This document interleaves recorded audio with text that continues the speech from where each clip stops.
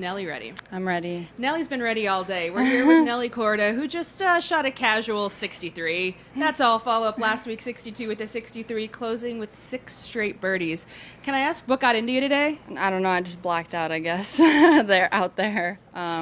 Actually, the one on 17, number 8, was a highlight of my round. I pushed my drive really outright, and I was near a root, so I wasn't even sure if I could hit it. Thankfully, I hit just the top of it. You know, it's so scary when you have those types of shots, and to drain a long putt was nice too. Awesome. I'd like to, if you can, talk through those last 6 putts, last 6 birdies, what you had in the clubs, if you can remember all that. Starting with on number 4. The par 3? Yes, the par 3. Yeah, so I had a little 7 in. I hit it just past.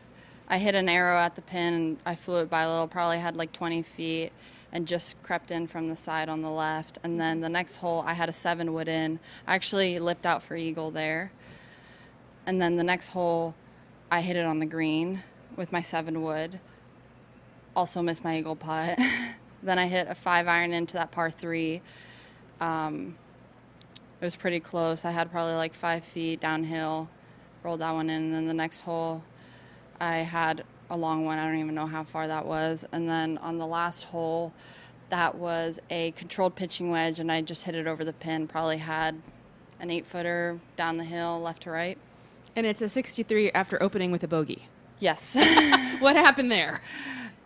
Just shook it off. It was a poor second shot into the green and poor chip too. So I knew that there was a lot of golf out here. I knew that Jason, he scouted the golf course, knew a lot of the holes were pushed up, so I could get there in 2. And just told myself I'm gonna make bogeys this week. So was Jason giving you good advice throughout all this? Yeah, I think he was a little shocked too. He was like, I think we both blacked out a little there.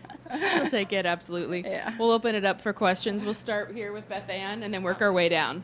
Yeah, you said earlier in the week that you felt like you'd been hit by a truck. I guess you got your energy back. Yeah, I did, definitely. I think, honestly, it also helps to have a crowd here. Like, when I won in Nona and then I went to Ocala, I was just so tired there. Like, I honestly didn't have any energy. And I feel like when the crowd is here, you know, they get behind you, they kind of give you a lot of energy as well. Was there a time during your career where you remember being as dialed in with your game as you are right now?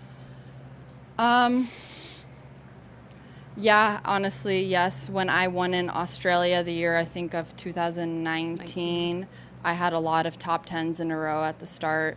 I actually lipped out on 18 in Arizona to get into a playoff. So it's nice when you're on top of your game and everything's going well, but you know, you also have the roller coasters. Karen?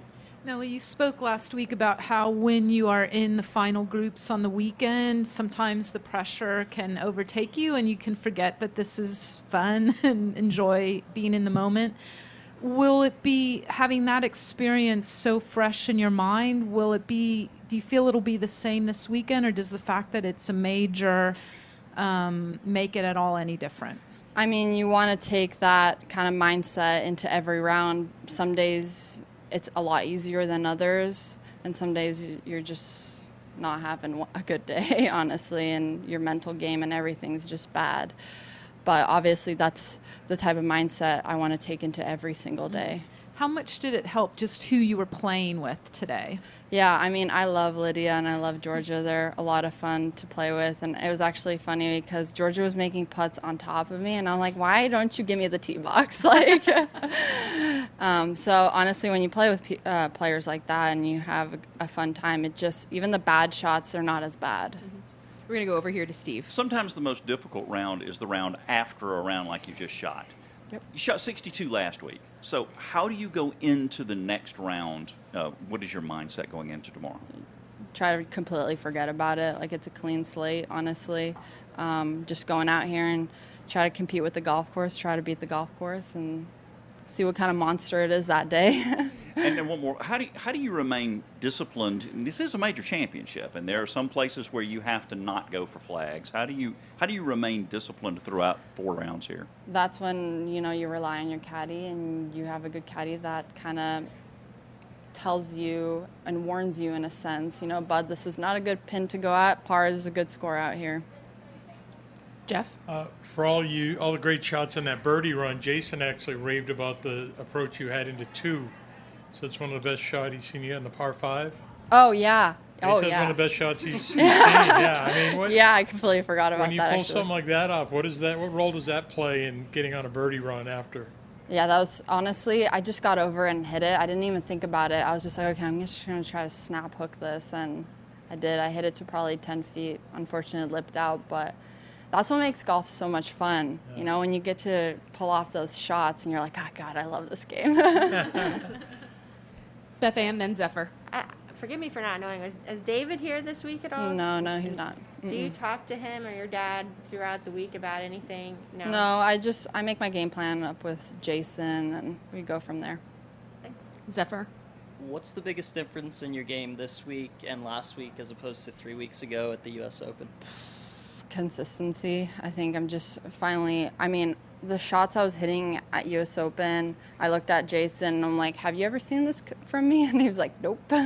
So it's just, I just dialed in more on my irons, and all the tendency that I was making out at US Open, I was just pushing it out right, and I wasn't hitting any fairways. So to hit fairways and to hit those straight iron shots is what's different about these 2 events. Jeff? How much of this is a continuation of last week? Every week's a new week. Every golf course is a new monster, a new golf course. And when you win, it's hard.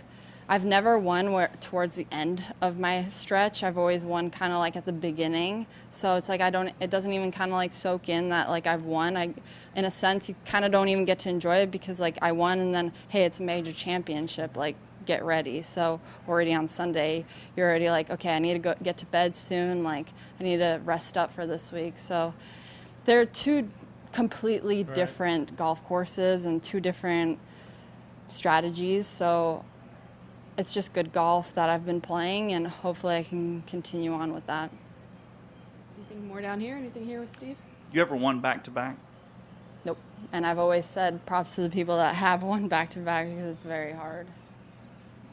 You going to Panera Bread tonight? You celebrated I that don't last know. week? Yesterday was Chipotle, so we'll see what's on fancy menu tonight. All right, well, go enjoy it. Have a good one, Nelly. Thank you. Thanks, Nelly.